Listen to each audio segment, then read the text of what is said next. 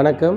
இவ்வுலகத்தில் வாழும் அனைத்து மக்களுக்கும் ஆண்டவராகிய இயேசு கிறிஸ்துவின் நாமத்திலே உங்களுக்கு வாழ்த்துக்களை தெரிவித்துக் கொள்கிறோம்.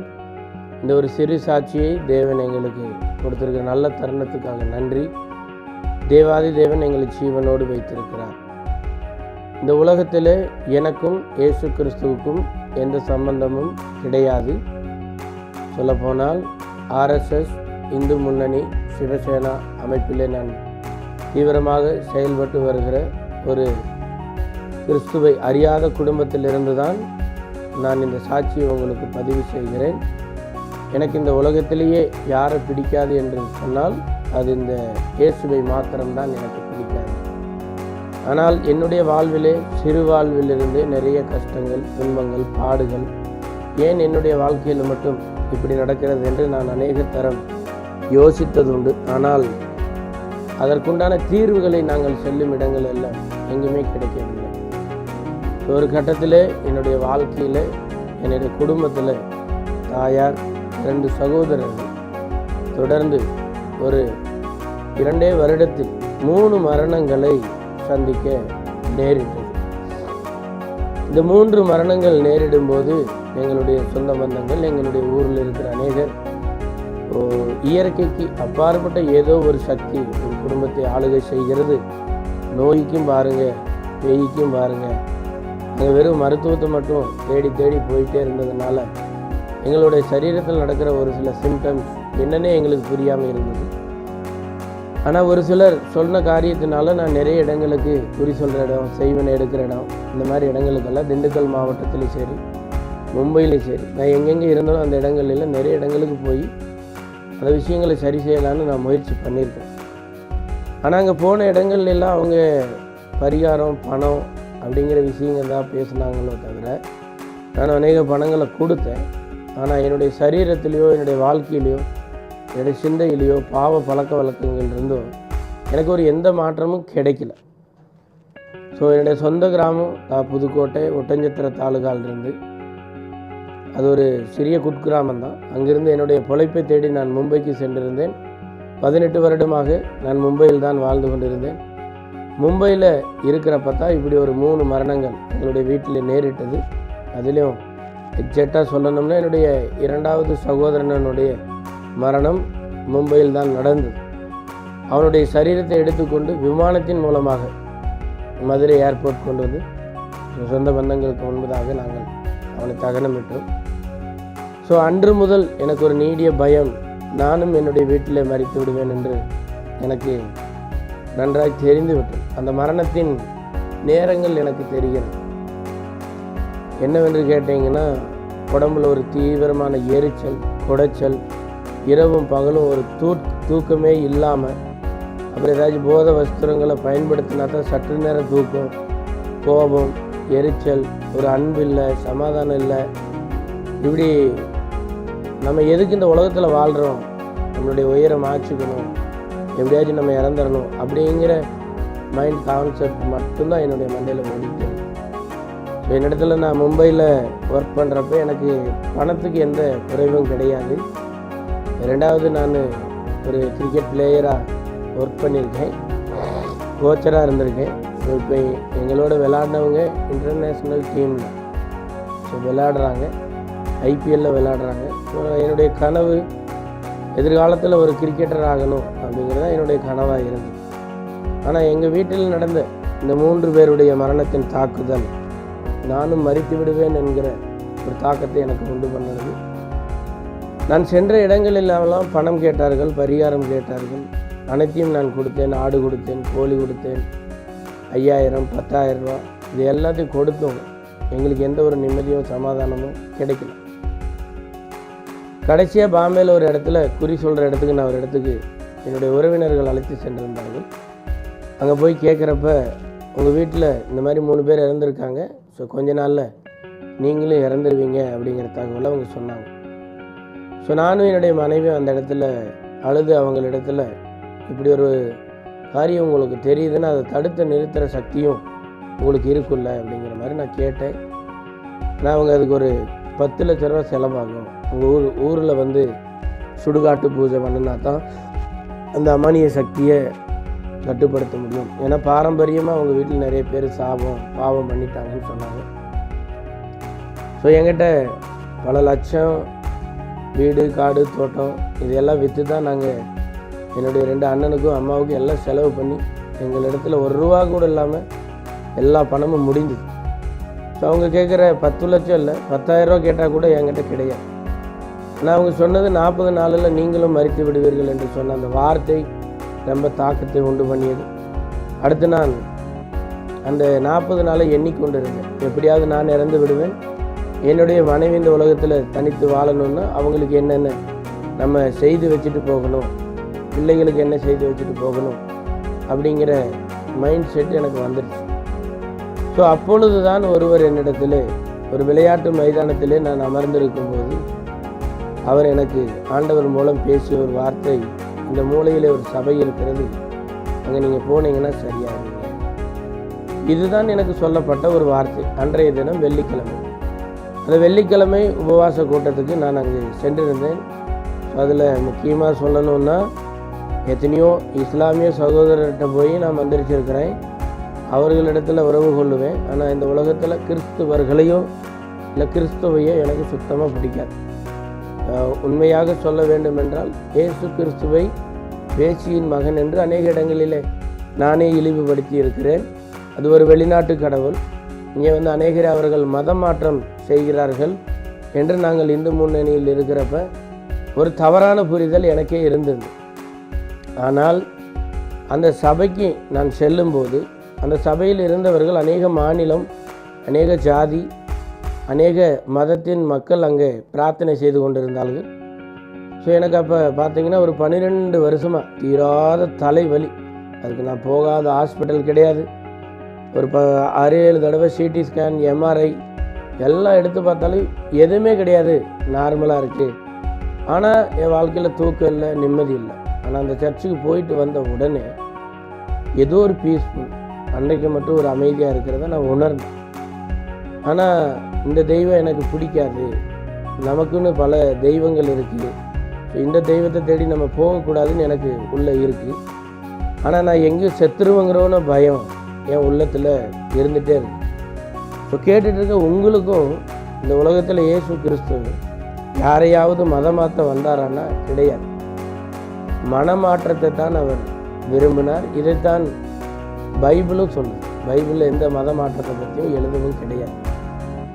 இப்படி நான் போராடி கொண்டு இருக்கிற பிரச்சனையிலிருந்து ஸோ சயின்ஸ் மூலிமா நிறைய முயற்சிகள் எடுத்து தோல்வி அடைஞ்சிருச்சு. ஆனால் அதுக்கப்புறம் இயற்கைக்கு அப்பாற்பட்ட ஒரு சூப்பர் நேச்சுரல் பவர், அது உங்களை சரிப்படுத்துங்கிற ஒரு சில கிளாஸ். ஏன்னா எங்கள் ஊர்லேயே பார்த்தீங்கன்னா ஒரு சில பேர்த்துக்கு பாம்பு கடிக்கும், போய் மந்திரிப்பாங்க, சரியாயிரும். தேல் கடிக்கும், பூரான் கடிக்கும், மந்திரிச்சா சரியாயிரும். அழுதுகிட்டே இருப்பாங்க, போய் மந்திரிச்சா சரியாகும். ஏன்னா எங்களுக்கே நிறைய தடவை அந்த மாதிரி இடங்களுக்கு நான் போயிருக்கேன். அப்போ இயற்கைக்கு அப்பாற்பட்ட ஒரு தெய்வீக சக்தி இருக்கிறது அப்படி என்பது நான் உணர்றேன். ஆனால் இந்த பரிசுத்த வேதாகத்தை படித்தா நீங்கள் சரியாயிருவீங்க அப்படிங்கன்னா அங்கே போகிறப்பெல்லாம் நிறைய பேர் சொல்கிறாங்க. பட் என்னால் அதை படிக்க முடியல. எனக்கு மறுபடியும் அதை விட்டு வெளியே வரணுங்கிற எண்ணம் தான் வருது. ஆனால் ஒரு நாள் அந்த சபையில் இருக்கிற போதகர் 2 சகோதரிகளும் என்னுடைய வீட்டிலே வந்து ஜெபிக்க வேண்டும், உங்களுக்கு மிகுந்த பிரச்சனையாக இருக்கிறதுன்னு சொன்னாங்க. ஸோ முதல்ல நான் வீட்டுக்கு அனுமதிக்கும் போது எனக்கு அக்கம் பக்கத்தில் யாராவது, ஏனென்றால் நான் இந்த சிவசேனா அமைப்பில் மும்பை என்கிற பாண்டூப் என்கிற இடத்துல எம்எல்ஏவோட அசிஸ்டன்ட் பிஏவாக நாங்கள் ஒர்க் பண்ணிட்டு இருந்திருக்கிறோம். ஸோ அந்த மாதிரி அரசியல், விளையாட்டு அப்படின்னு சொல்லி நிறைய ஃப்ரெண்ட்ஸு சர்க்கிள், பணம் படைத்தவர்களோடு நான் இருக்கிறாள். எங்கள் வீட்டில் வந்து நீங்கள் ஜெபம் பண்ணால் யாராச்சும் எதுவும் சொல்லிடுவாங்களே அப்படிங்கிற மாதிரிலாம் எனக்கு யோசனை வரல. ஏன்னா என்னுடைய மரணத்தின் நாட்களை நான் எண்ணிக்கொண்டு இருக்கும்போது அது யாராக இருந்தால் என்ன, எனக்கு சுகம் கொடுத்தால் சரிதான் அப்படி என்று அவர்களை அனுமதித்தேன். அவர்கள் 2 பேரும் கேரளாவை சார்ந்தவர்கள். முக்கியமாக அவர்கள் என்னுடைய மதத்தை சார்ந்தவர்கள் அல்ல, என் ஜாதியை சார்ந்தவர்கள் அல்ல, முன்பின் தெரியாதவர்கள். என்னுடைய வீட்டுக்கு வந்தார்கள். என்னுடைய வாழ்க்கையில் நடந்த துயர சம்பவங்களை அனைத்தும் கேட்டார்கள். கேட்டு சற்று நேரத்தில் அவர்கள் ஜெபிக்க ஆரம்பித்தார்கள். அவர்கள் முழங்கால் படியிட்டு ஏதோ பாடலை பாடிக்கொண்டிருந்தார்கள். எனக்கு அது வேடிக்கையாக இருந்தது ஆரம்பத்தில். சற்று நேரம் கழித்து அவர்கள் கண்ணீர் விட ஆரம்பித்தார்கள். தேவனிடத்தில் ஜெபித்து இந்த சகோதரனுக்கும் சகோதரிக்கும் விடுதலையை கர்த்தர் கொடுக்க வேண்டும் என்று ஜெபிக்க ஆரம்பித்தார்கள். ஸோ கொஞ்ச நேரத்தில் ஜெபிக்கிறப்ப அவங்க கண்ணீர் விட்டு கிட்டத்தட்ட ஒரு மணி நேரத்துக்கு மேலே கண்ணீரோடு கூட எனக்காக ஜெபித்தாங்க. ஸோ அந்த இடத்துல தான் உருகாத மனமும் என்னுடைய மனம் உருக ஆரம்பித்தது. என்னுடைய சொந்த பந்தங்கள் என்னுடைய வாழ்க்கையில் அநேகருக்கு நான் உதவியாகவும் பிரயோஜனமாகவும் இருந்திருக்கிறேன்.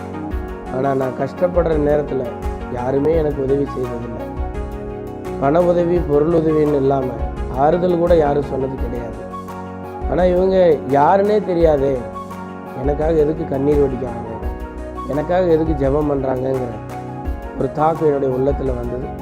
அவர்கள் 2 மணி நேரம் ஜெபம் பண்ணிட்டு போனதுக்கப்புறம் உலகம் கொடுக்க முடியாத ஒரு தூக்கம், நிம்மதி, சமாதானம், இதையெல்லாம் அன்றைக்கு நான் என்னுடைய உள்ளான இருதயத்தில் நான் உணர்ந்தேன்.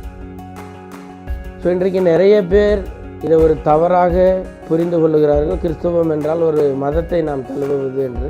நான் மறுபடியும் சொல்லுகிறேன், நான் எந்த மதத்தையும் தழுவிக்கொள்ளவில்லை. இயேசுவை என் உள்ளத்தில் நான் ஏற்றுக்கொண்டேன். அதற்கு முன்னாடி நீங்கள் பார்த்தீங்கன்னா இரவு முழுக்க மதுபானம் அருந்தணும், ஒரு நாளைக்கு 2 பாக்கெட்டு சிகரெட்னாச்சும் எனக்கு வேணும்.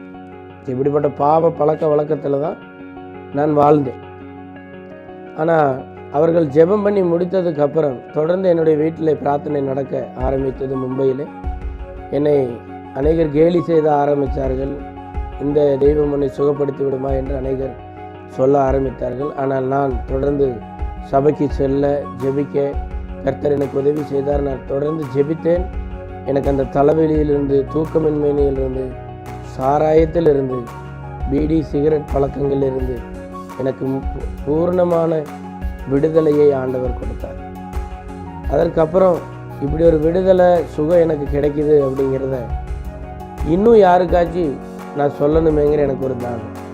ஏன் இதை தொடர்ந்து இவங்க செய்கிறாங்க அப்படின்னு அநேகருக்கு ஒரு கேள்வி. ஒரு மரணத்தின் தாக்குதல். இதை பார்த்துட்டு இருக்கிற உங்கள் வீட்லேயும் யாரோ ஒருத்தர் இறந்துருப்பாங்க நோயினால். இல்லை நீங்கள் பல லட்ச ரூபா பணம் வச்சுருந்துருப்பீங்க, அவங்கள காப்பாற்ற முடியாமல் போயிருந்துருக்கீங்க. என் கையிலையும் நிறைய பணம் இருந்துச்சு, பதவி இருந்துச்சு, ஆட்கள் இருந்தாங்க, எல்லா பெரிய பெரிய ஹாஸ்பிட்டல்ஸும் தெரியும். ஆனால் வீட்டில் இருக்கிற அந்த உயிர்களை என்னால் காப்பாற்ற முடியல. அப்போ எனக்கு சுகம் கொடுத்த அந்த தெய்வத்தை பற்றி இன்னும் என்னை போல் எத்தனை பேர் ஒரு சுகம் இல்லாமல் இருக்கிறாங்க, அவங்களுக்கு சொல்லணுங்கிற ஒரு இருதயத்தில் ஒரு வாஞ்சையை கர்த்தர் எனக்கு கொடுத்தார்.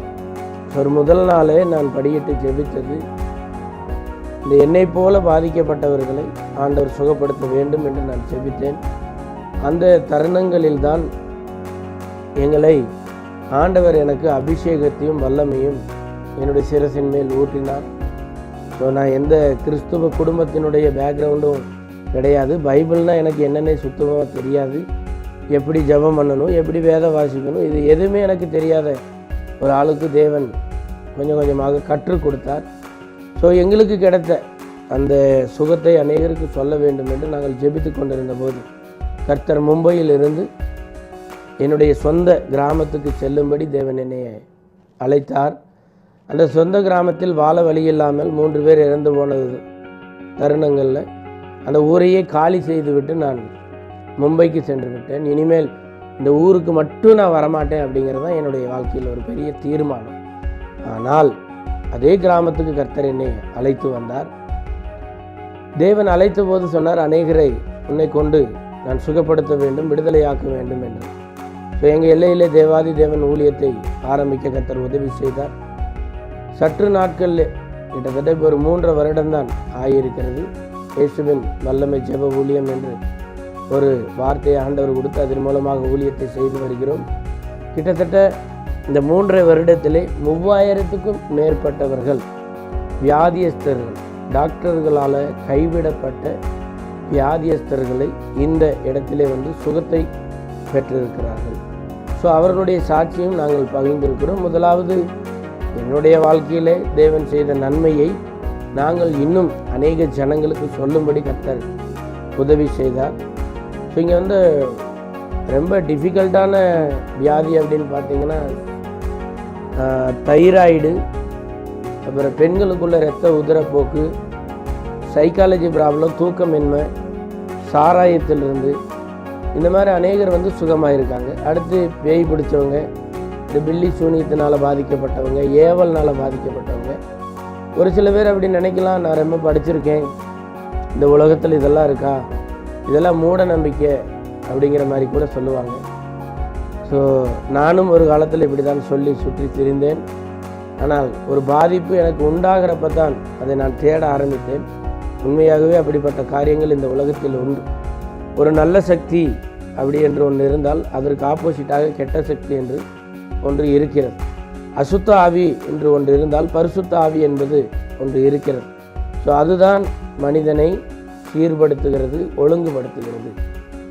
ஸோ இந்த வீடியோ பார்த்துட்டு இருக்கிற ஒரு சில பேர்த்துக்கு இவங்க எதுவும் பணம் கொடுத்து இயேசுவை ஏற்றுக்கொண்டார்களா அப்படி என்றால், எனக்கு பணத்துக்கு ஒன்றும் குறைவும் கிடையாது. இந்த வாழ்க்கையில் பணமும் பதவி பட்டம் இதையெல்லாம் நான் ஏற்கனவே அனுபவித்து முடித்தவர்.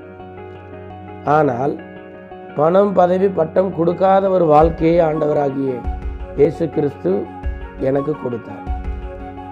ஸோ யாரும் எனக்கு எந்த பணமும் கொடுக்கல. நேராக இயேசு என்னுடைய வியாதியை சுகப்படுத்தினார், என்னுடைய குடும்பங்களை ஆசீர்வதிக்க ஆரம்பித்தார். ஒரு நாள் ஒரு 10க்கு 10 ரூமுக்குள்ளே நான் எப்போ சத்துருவேன்னு நினச்சிக்கிட்டு இருந்த ஒரு மனிதனை இன்னைக்கு அநேக ஜனங்களுக்கு பிரோஜனமாக ஆண்டவர் எங்களை வைத்திருக்கிறார். உலகத்துக்கு அநேகருக்கு எடுத்துக்காட்டாக எங்களுக்கு குடும்பத்தை கர்த்தர் வைத்திருக்கிறார். ஸோ நாங்கள் எந்த மதமும் மாறவில்லை, மனம் மாறி இருக்கிறோம். கிறிஸ்துவை சொந்த இரட்சகராக உள்ளத்தில் ஏற்றுக்கொண்ட தினத்திலிருந்து நாங்கள் எப்பொழுதும் சந்தோஷமாக இருக்க தேவன் உதவி செய்கிறார். ஸோ இப்பொழுதும் கூட 3 மாநிலங்களிலே, தமிழ்நாடு, வாரணாசி, மகாராஷ்டிரா 3 இடங்களிலே ஊழியங்களை செய்ய கர்த்தர் உதவி செய்திருக்கிறார். ஸோ இங்கே இந்த இடத்துல வெளியில் அநேகர் சுகம் பெற்றிருக்கிறாங்க. என்னுடைய வாழ்க்கையில் முத நான் கரம் வைத்து ஒருத்தருக்கு ஜெபிக்கும் போது கற்பப்பையில் இருந்து ஒரு 400 கிராம் கட்டி கரைந்தது. என்னடா இப்படிலாம் சொல்கிறாங்களே, வேடிக்கையாக இருக்கேன்னு கூட உங்களுக்கு தோணலாம். ஸோ ஒரு கட்டி வருது, அதை தொடர்ந்து ரிமூவ் பண்ணிகிட்டே இருக்கீங்க, மறுபடியும் வருதுன்னா அது பாவத்தினாலும் உண்டாகும். ஒரு ஃபீவர் வருது, தொடர்ந்து இன்ஜெக்ஷன் போடுறீங்க, ஆனால் மறுபடியும் அந்த ஃபீவர் போக மாட்டேங்குது அப்படின்னா அது அசுத்தாவியினுடைய தாக்கம். ஸோ இதை என்னைக்கு என்னுடைய வாழ்க்கையில் நாங்கள் தெரிந்து கொண்டோமோ அதை இந்த உலகத்துக்கு சொல்ல ஆரம்பித்தோம். அதை சொல்ல ஆரம்பிக்கும் போது அநேகர் எங்களை புறக்கணித்தார்கள், இது வேண்டாம் என்று சொன்னார்கள்.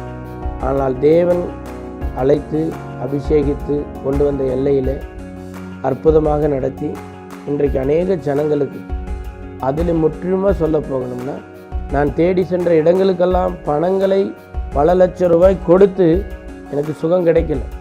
ஆனால் எங்களுடைய இடத்துக்கு, எங்கள் வீட்டில் தான் இப்போ ஜெபக்கூட்டம் நடத்துகிறோம், அந்த இடத்துல வருகிற ஒருவரிடத்திலும் ஒரு ரூபாய் கூட பெற்றுக்கொள்ளாமல் இயேசு இலவசமாக வியாதியிலிருந்தும் நோயிலிருந்தும் பேயிலிருந்தும் சுகத்தை கொடுக்கிறார். ஸோ இந்த வீடியோவை பார்த்துட்ருக்கிற உங்களுக்கு நான் சொல்ல வேண்டியது, நீங்கள் என்ன கண்ணீரோடு கவலையோடு கோபத்தோடு எரிச்சலோடு யாராவது செய்த துரோகத்தை மன்னிக்க முடியாமல் வாழ்க்கையில் கஷ்டப்பட்டுட்டு இருக்கீங்களா? இல்லை வியாதியோடு இருக்கீங்களா? நிம்மதியாக தூங்க முடியாமல் இருக்கிறீங்களா? ஸோ நீங்கள் ஆண்டவரை தேட ஆரம்பிங்க.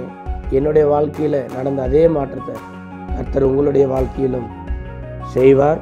இயேசுவே வேண்டாம், இயேசுவை இழிவுபடுத்தின எனக்கு ஆண்டவர் இவ்வளவு சுகத்தை கொடுப்பார் என்றால் நீங்கள் இயேசுவை தேட ஆரம்பிங்கள். உங்களுடைய வாழ்க்கையில் குடும்பம், வியாபாரம், உங்களை சுற்றி இருக்கிற அநேக அமானிய சக்தியிலிருந்து கர்த்தர் விடுதலை கொடுப்பார். ஒரு சில பேர் படித்தவங்க இது பேய் இருக்கா பிசாசு இருக்கா அப்படின்லாம் யோசிப்பாங்க. இது இன்றைக்கி பல நாடுகளில் ஹீலிங் ட்ரீட்மெண்ட் அப்படின்னு சொல்லி ஒரு விஷயங்க நிறைய படித்தவங்க அதை கேள்விப்பட்டிருக்காங்க.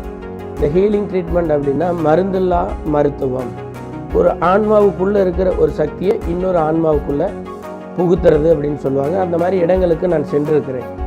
ஸோ இப்போ நான் சொல்லுகிற அந்த பரிசுத்த ஆவியின் வல்லமைகள் எங்களுடைய சரீரத்தில் இருந்து எங்கள் ஜெபிக்கும் போது இன்னொருடைய சரீரத்துக்கு டிரான்ஸ்ஃபிகர் ஆகிறப்ப அந்த ஹீலிங், ஸோ மருத்துவத்தினால் முடியாத அந்த வியாதிகளை அந்த பரிசுத்த ஆவியின் வல்லமை அந்த இடத்துல அவர்களுக்கு சுகத்தை கொடுக்கிறது.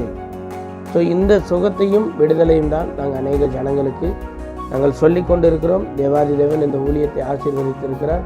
நான் மறுபடியும் சொல்லுகிறேன், எந்த மதத்தையும் நான் தழுவவில்லை. கிறிஸ்துவை நான் ஏற்றுக்கொண்டேன். அன்று முதல் மனமகிழ்ச்சி, சந்தோஷம். நான் சொல்லப்போனால் குடும்பத்தில் இருக்கிறவங்க கிட்ட கூட ஒரு அன்பாக பேசக்கூடிய, குழந்தைகிட்ட ஒரு அன்பாக பேசக்கூடிய, தெரியாத ஒரு மிருகத்தை போல வாழ்ந்த என்னை ஒரு மனிதனாக மாற்றியவர் இயேசு. எந்த மதத்தையும் ஏற்றுக்கொள்ள என்னை ஆண்டவர் சொல்லவில்லை. இந்த உலகத்தில் என்னை படைத்த நோக்கத்தை தேவன் எனக்கு சொல்லி உன்னை நான் பயன்படுத்த வேண்டும் என்று என்னை மனிதனாக மாற்றியவர் இயேசு. ஸோ எங்கள் இறுதி மூச்சு உள்ளவரை நாங்கள் பெற்ற இந்த சுகத்தை இந்த உலகமெங்கும் சொல்லி வருவோம். பார்த்து கொண்டிருக்கிற உங்களையும் கர்த்தர் தாமே சுகப்படுத்துவார், ஆசீர்வதிப்பார்.